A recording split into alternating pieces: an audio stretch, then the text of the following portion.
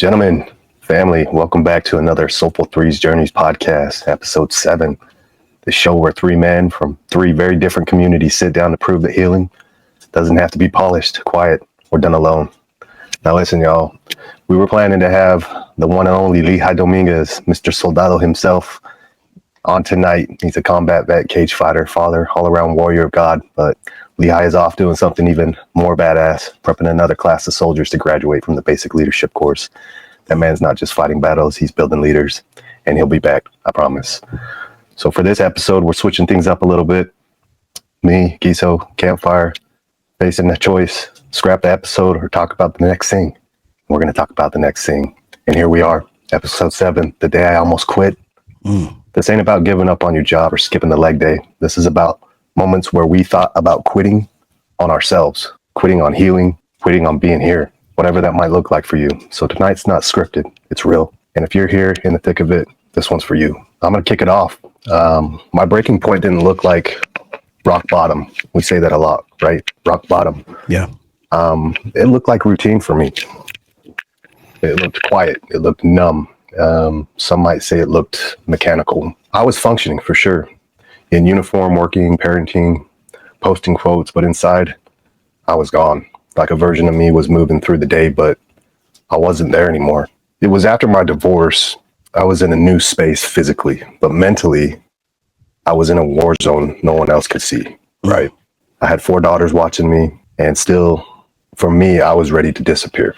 I didn't want to die, but I didn't care if I lived, and that was a scary place to be for me. Wow. And if I'm being honest, I felt like no one would notice either way, right? It was a dark place. That's where it started for me. And we're going to talk about what that healing journey looks like for each of us individually. And so that's where it really started for me. And I'll pass the mic to one of you fellas so we can kick this off. Maybe. Yeah, man. The story for me was a very, very dark place. And if you've ever loved and lost somebody, ooh, let me tell you, that's one of probably the hardest things you can go through in life. I was a young man, saw this young lady, beautiful. And I felt within my heart, I loved her. I knew it. The room stopped spinning. I mean, it was like time stood still. And it was just her and I. And we locked eyes. And I said, okay, this is the one. We dated for a while, back and forth, started a job. She started a job. Now, this is around high school time, right? And I get it. You're probably saying, wait a minute, he was a high schooler. Listen, sometimes you can't help when you fall for someone. 100%. She was a beautiful young lady. And my nose, as we say where I'm from, your nose is so open you can drive a Cadillac up in it and park. Nose is wide open. I mean, I loved it, right? And let me tell you something, fellas. She hurt me something terrible. She called me down one day to the plaza and she was like, hey, now at this time, we've been dating for about 1.5 years or so, maybe 2 years. And I'm thinking my life is going right. I'm working. We're going to get a place together. We're going to get married. We're going to have 2.5 children, white picket fence, blue shutters, notebook. If you've seen it, I don't know. I'm thinking all of this. She calls me to a place here called the Plaza. We met up and she said, hey, I just want to be friends. And I said, what do you mean? I'm your best friend. Right. And she said, no. I just want to be friends. Like, I don't want to be with you anymore. And listen, for me, I was always shy, nervous to even approach.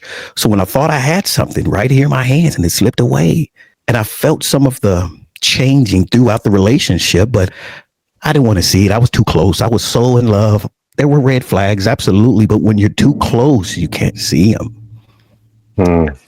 Right? I know people say, well, you ignore the red flags. Listen, you can't see the red flags. You're too close. You're blind to them, yeah. You're too blind to them. You're too close to it. And when she told me that, gentlemen, that broke me down. I cried. I lost my apartment. I lost my job. There was multiple days that I would take my car and drive and look off some of the cliffs of bridges. That's a true story. And I saw myself lying there. Would people care? Would someone hear me? Would somebody hear my cry? Yeah. I thought about ending it all right there because I put all my eggs and all of everything into one person and I lost a part of me.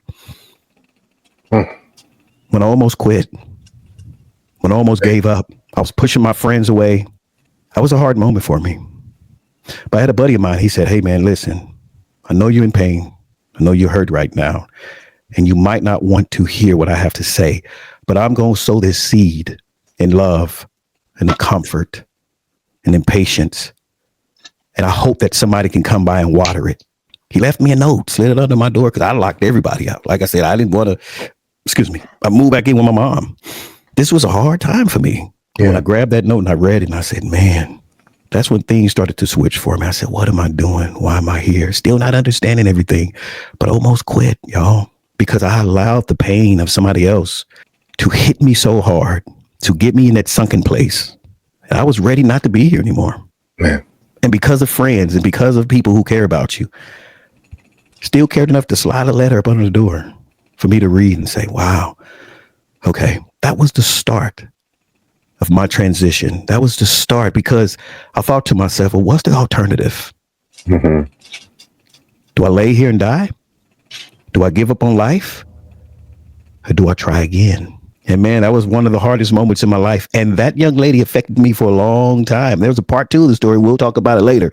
Mm-hmm. But she crushed me something terrible. I didn't like the whole state of Texas. Listen, if you're from Texas, I'm sorry, I love you now, but the whole state of Texas, I was like, man, y'all can crack off a cliff. I didn't care. I was hurt, man.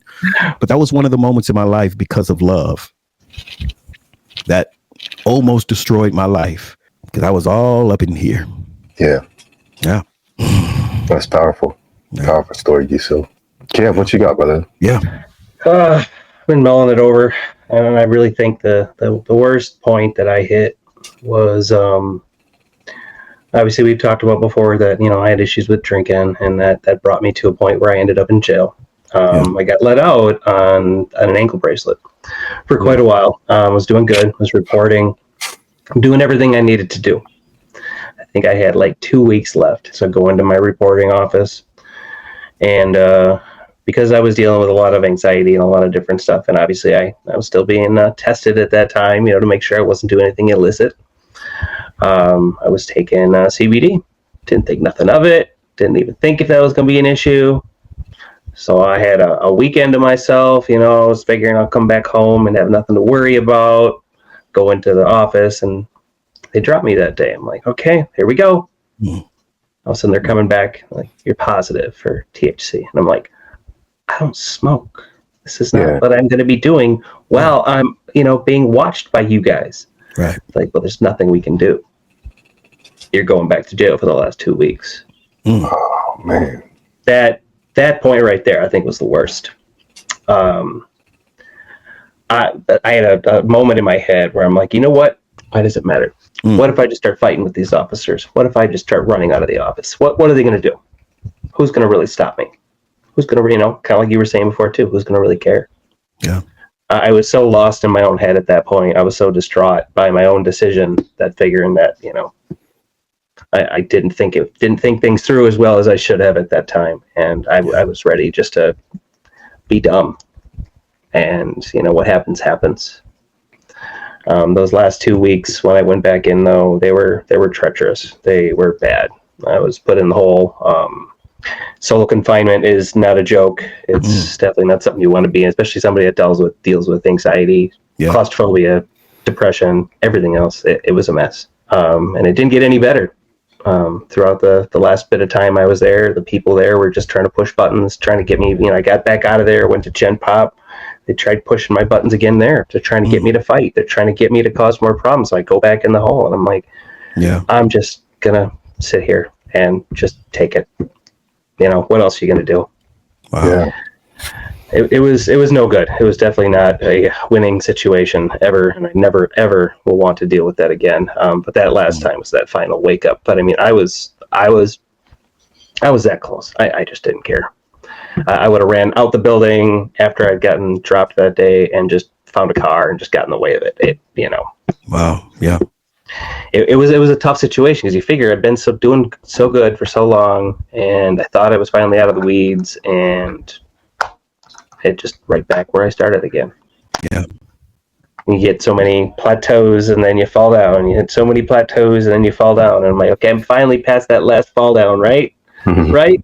No, guess not. Another lesson to be learned. Shit. You know? Yeah.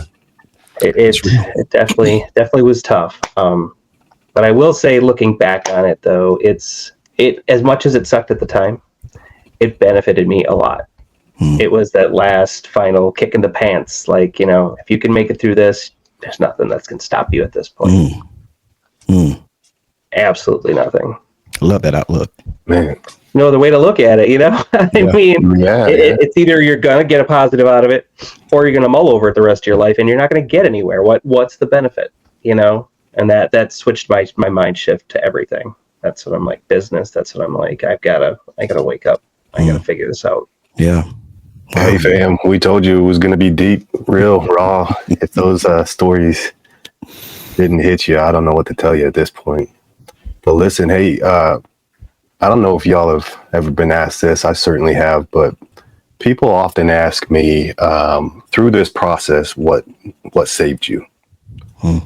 Maybe it comes in different words, but along those lines, right?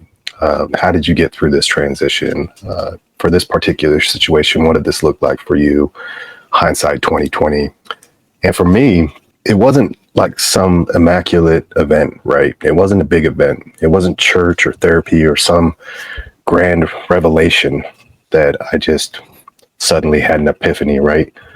It was, I told you last time, right, the story of my daughter and how that crushed me, right? She was sitting beside me and she thought I was mad at her, but maybe I can walk you through another story that happened a little bit after that. And I was at my kitchen table.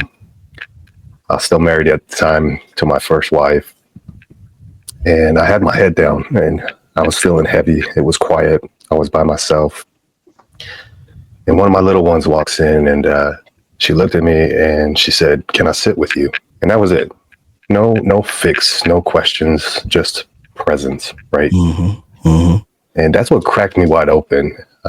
You know, it took the realizing the situation with, "Are you mad at me?" And then that presence of, "Can I just sit with you?" Right? It meant the world to me. She didn't understand that. Yeah. She could see, obviously, like I said before, I wear my subtitles everywhere, all over my face, my body.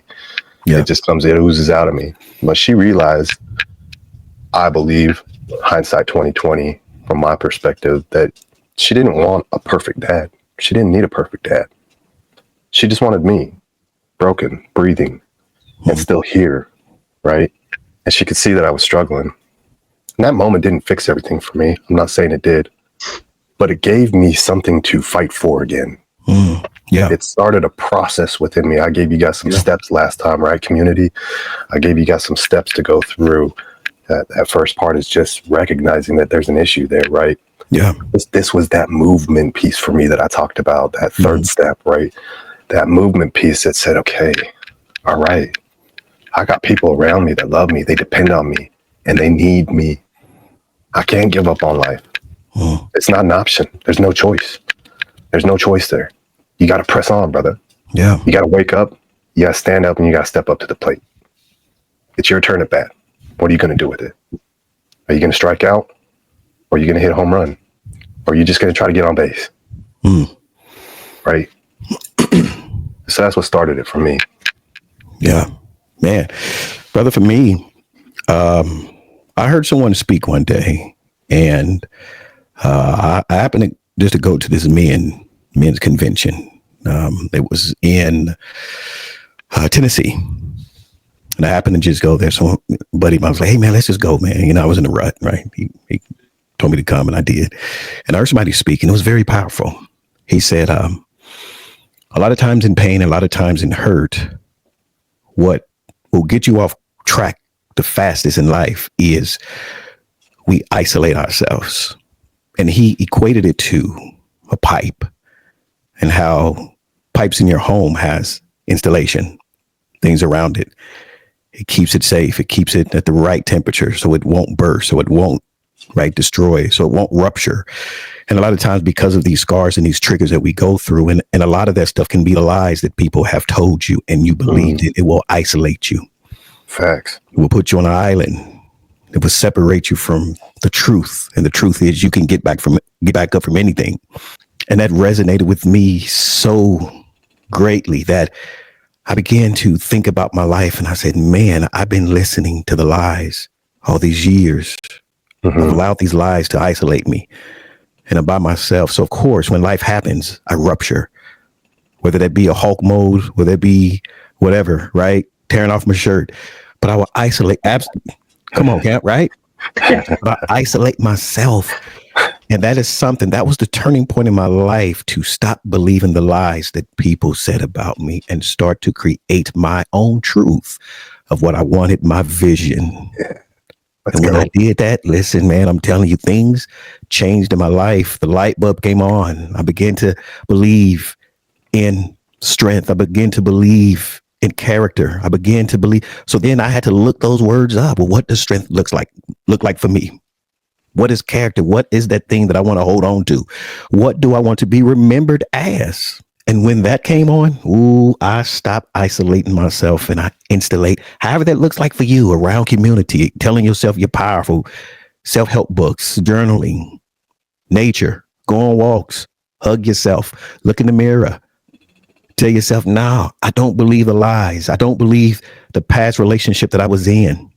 The things that they said to me, because words can scar you up, right? We have this saying that says, sticks and stones, right? May break my bones, but words will never hurt me. Well, listen, let me stop you right there. Let me stop you right there. Sticks and stones, when they crack your bones, that'll heal. Words can destroy you for a lifetime. Fact. So if we don't understand the purpose, if we don't understand how to stop believing the lies, the words that people say to us, man, listen, that will destroy you quicker than most things, I'm telling you. But that was the turning point for me. Don't isolate, insulate. Powerful. Yeah. Thinking back on it, I think the biggest point after that whole scenario I just talked about was when I'd set and the time was up. I'm like, all right, everything's done. We're not going back here. Not dealing with this no more. Day I got released was also the same day my oldest daughter was visiting for summer vacation. That right there was enough to go, yep, now we know this ain't ever happening again. Spent that summer with hanging out with her. We went up north, did some fun stuff with the fam, and there's no looking back. Let's go. It was just that I don't know if it was an aha moment or whatever you want to call it, but it was just that's why I'm here. That's why I need to be here. If I could go back, not that it would matter because life already happened, right? And we're in a new episode of that. But if I could go back and tell my past self, collective reflection, let's call it, right? Yeah. I'd tell him this. I'd tell him you're not broken. I'd tell him you're just buried right now. And that's okay. You're buried under expectations. You're buried under trauma. You're buried under silence. But listen up, son. You're not done. And God's not finished with you. Right. You don't need a 10-year plan, brother. You need to breathe again. Yeah. And that's it, man. Just start there. Do you ever kind of reflect on those things and look back and be like, man, if I could go back, I'd tell myself this? Quite often, man. Quite often. And the word that sticks out to me is distractions. I was easily distracted because of the lack of a mentor, right? Saying, hey, focus on this, focus. The lack of that allowed distractions to come easy to me. Not making excuses, just, right? Telling some truth, man. And that was a problem for me. I was so distracted with so many different things that I didn't know who I was. I was hanging around friends that I really didn't want to hang around. The distraction was, well, I wanted to be accepted. I wanted to be loved. I wanted to be cool, right? So I was distracted by all the noise. But in reality, I was crying out inside, right? I had people, like, I'll go back to high school a little bit. I had people come up to me and they weren't the athletes, right? They were the ones that was, we deemed the smart kids, right? Who didn't have so many friends. They were drawn to me and I them. But because I had other people that was around me, what you doing hanging with them? I wanted to be cool. Well, I shunned them away, man. But in my heart, I would have went back and told myself, hey, don't get distracted with what's happening now, what's going on. Now, focus. Find a bigger picture of why you are here. Focus on that, man. Gosh, that's a great question, man. But like you said, it was in the past. It didn't happen. And I'm thankful that I'm here on this journey now with you guys. Right. And I can say this, I'm not distracted now. Definitely. Let's go. Yeah. I love that. I guess trying to reflect on that, me personally, I wouldn't have listened. I can tell you that right now. I was too stuck in my own ways. No matter what I would have told myself, I'd have been like, you know what? I'm going to do what I'm going to do. Granted, I would have told myself, get off your high horse, quit making excuses, and stop pretending like you're, this, that, and the other. Follow your dreams and actually stop quitting, But yeah, I know for a fact I would have never listened. You wouldn't have listened to and there would have been nothing would have changed. I'd have still gone through the hardships that I did because I put myself there wholeheartedly. I'll fully admit to everything that I did. Yeah. About a good 70% of it was my fault. It's all self-done, but yeah, unfortunately I had to learn that way. And we're here now. And again, like you said, I would never throw it away. Yeah. What I've become now is the ultimate better version than I ever was. That's powerful. I love that, Green Man. That's awesome. Yeah. I want to talk a little bit about the spiritual struggle inside what some might term this as the emotional collapse that we've had, right? Mm-hmm. With our past struggles, the things that we just shared with those powerful stories. Mm-hmm. I think there was a moment for me in the middle of all this that when I prayed, I got nothing back. And that might be familiar to you, right? No comfort, no sign of peace. I felt abandoned by God. And I didn't walk away from faith, but I did stop trusting that he still wanted to hear from me through my hurt and through my pain, because I believed the lie for so long that it doesn't matter what my feelings are. It doesn't matter if I have a voice. What I say, it doesn't matter. People are going to be people, and they're going to want me to show up how they want me to show up. And it doesn't matter who I am, as long as I am who they expect me to be. Yeah. And I thought that meant the same thing for God.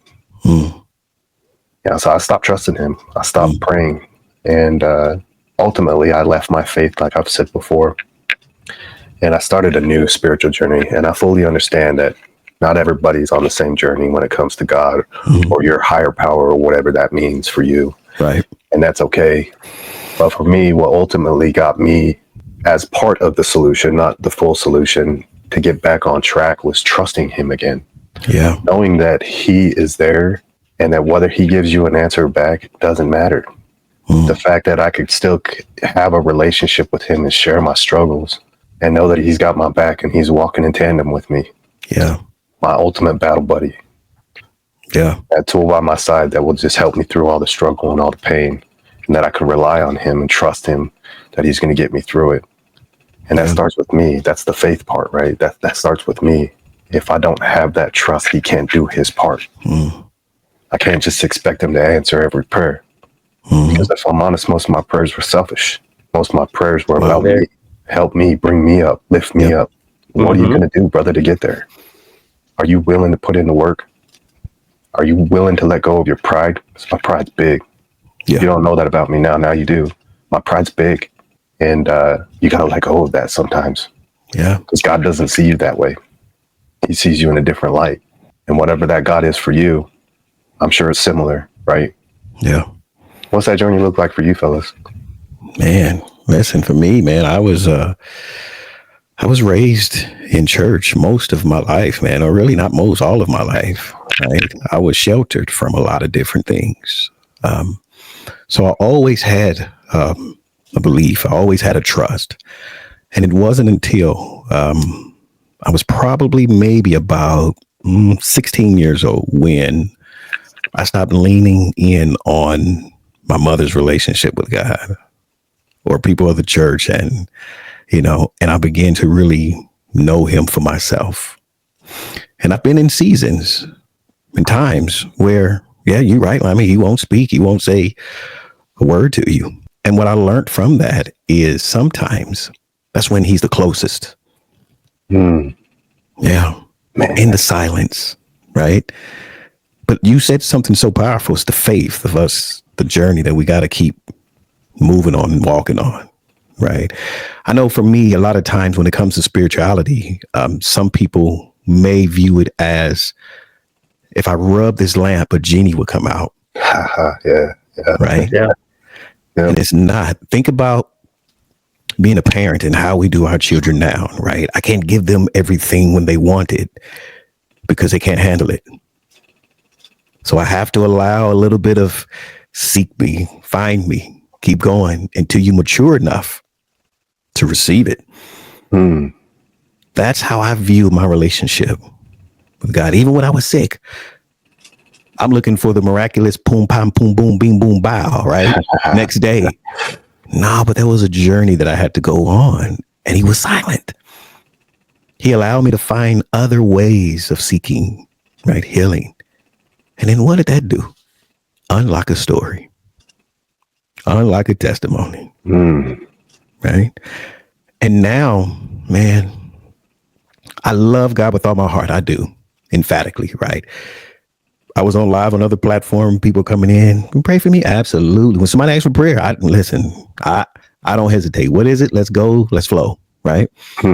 But it really is the journey, man. He is, to me, for me, the ultimate father. He knows exactly, because I don't think God wants spoiled children.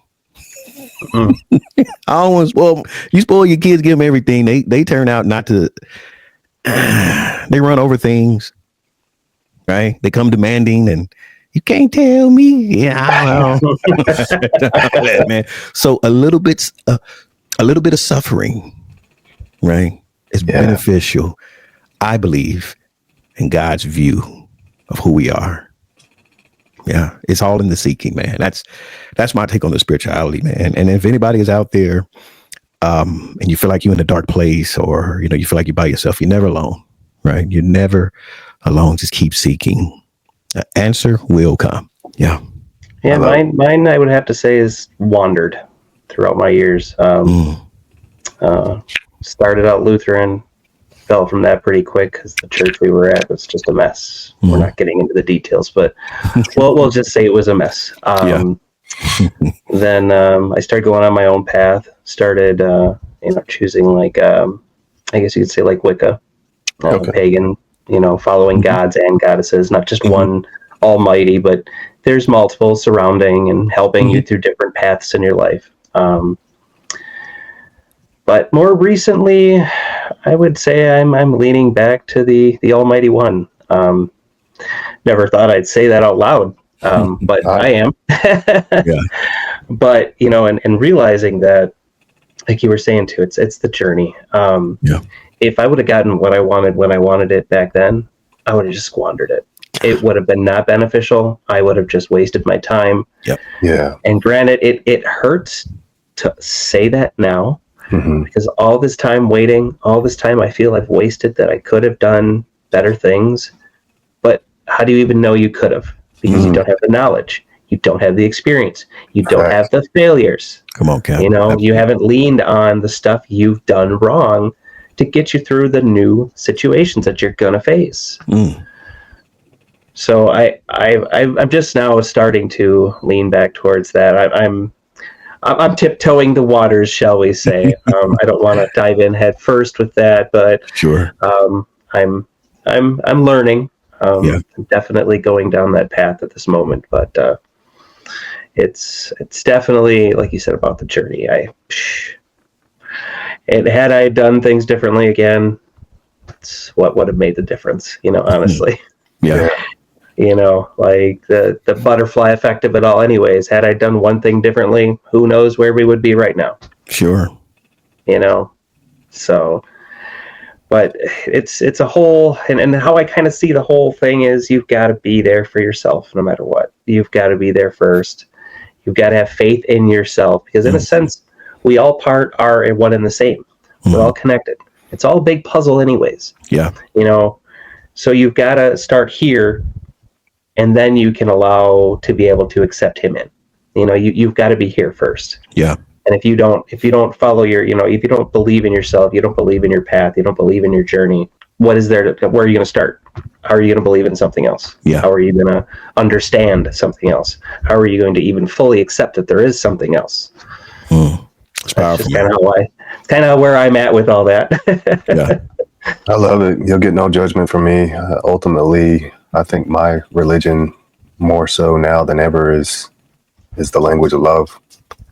I got nothing but love for y'all, for people, like, and that's where it is for me nowadays. And though I have a one and true God, I wear him around my neck every day, and I trust in him. My language has switched, and I look at things differently. So I want to double down on what Giso said. If you're listening to this right now and you're in that fight, maybe no one knows it but you. Maybe you're the strong one for everyone else, and no one sees all the cracks. Not that you need it, but this is your permission to fall apart, to talk, to stay. You're not the only one who almost quit. You've heard our stories. We were there, but you didn't. You're still here if you're listening to this. And for me, anyway, that's enough. And, when God went silent for me and I was in the middle of all that, hindsight 2020, I started to look at what I needed from other people, because this was a new process, right?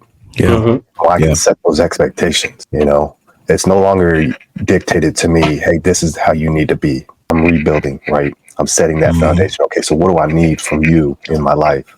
And we talked about presence earlier, right?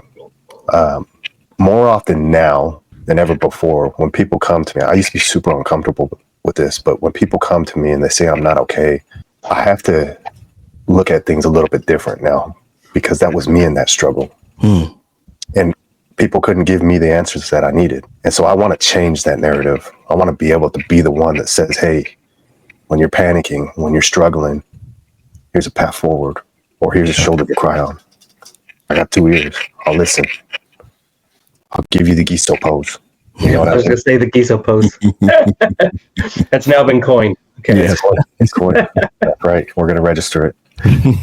But now I say something simple. I've been there too. You don't have to go through this alone, because sometimes people don't need a solution. They just need a witness. Sure. You know what I mean? Wow. They just need somebody to be in that fight with them, to dig in the trenches, to set up a base, to go along that fight with them. That's that witness. That's that battle buddy next to your side that's willing to go through the fight with you. Brother, that's deep, man. You're so right about that, man. I'm all for it, man. My life has been filled with people who I thought were battle buddies, and they weren't. I'm talking about riddled with them. When I start doing deep diving into emotional intelligence and fixing my thoughts about myself, standing back up when no one else is watching, when it was me alone, this is where I found true friendship. You guys. I mean that, right? I can sit here to surely say that, man, y'all will go to war and I will go to war with y'all. I mean that. Yeah. Yep. And it starts on with the Giso, on journey. Giso. You said what? What would you say? On Giso, on Giso. On Giso. I'm serious, man. This is how you discover healing journey. And on that journey, you will come to a intersection and say, hey, Camp, hey, Simon, y'all going this way? Well, I am. Okay, well, come on, let's walk together. And as we walk, we're learning each other. We're discovering you have interests like that. Oh my God. Well, I was thinking about doing. Listen, you have to go. And if you're watching this, I'm telling you, that is exactly for me how life is designed on that journey. It's all about the journey. You'll get to the destination, but that journey, I'm telling you, you're not alone. You're just waiting to catch up to your battle buddies. That's it. Facts. That's it. You'll get there. And I'm telling you now, since we've arrived, y'all, we moving forward with power. We moving forward in love. And Lyman, you're so right. Now, since I have really went on the journey and discovered relationship with God myself, I look at things so differently. It's not with judgmental eyes. It's not with you don't read Galatians. It's rising. Nah. I'm gonna love your face. I'm gonna kiss on it until you feel better. Then I give it back to you. That's me, man. So listen, fellas, I salute. Let's keep going. I love y'all, man. I mean that. Much love. I appreciate that. Definitely. Just have to again reiterate what Gizo just went over. That journey, man. That journey. And I don't know how many times any of us can keep re-saying this. It's the journey. The biggest thing. The destinations are bonus points. They're not the end game. They are not where we're searching. They're not where you're looking. You're not looking for the destination. You've got to enjoy every moment along the way, up or down, and still try to find that silver lining. Otherwise, you're not going to get anywhere. Plain and simple. You could, man. We talk till our blue in the face about that same path, every day. But that's the simple nuts and bolts of it, And the journey of healing, the journey of meeting your battle buddies that are going to help you through that thick and thin. Those steps to that tiny destination, and then we got a new one, and then we got a new one. There's no end game. You just keep going. You just keep running with it. I love that, fellas. I love it. All right, fam. Hey, this wasn't the episode we planned, but I think we nailed it. Definitely. Maybe it was the episode somebody needed, though. You know what I mean? I think things work out for a reason. We talked about God in this a lot. I know I feel spiritually uplifted right now, and I think this was meant to be. I want to send a special thank you to Lehigh. Thank you for showing us what leadership looks like, even when you're not in the room. To the Soulful Threes Journeys community. Hey, you just saw it. 3 separate journeys, completely different. But the collective of our people, our stories, and our healing, we love you. We see you. And we hope this helps you stay just one more day. And hey, if today's still hard, go take a walk. Listen to some music. Pray like God's your homeboy. Eat something that doesn't come in plastic. And whatever you do, don't quit today. Not right now. Because we love you. We need you. We see you. And we want you here. And we'll be right here next week. Same mic, same mess, same mission. We'll leave you with that. Much love, fam.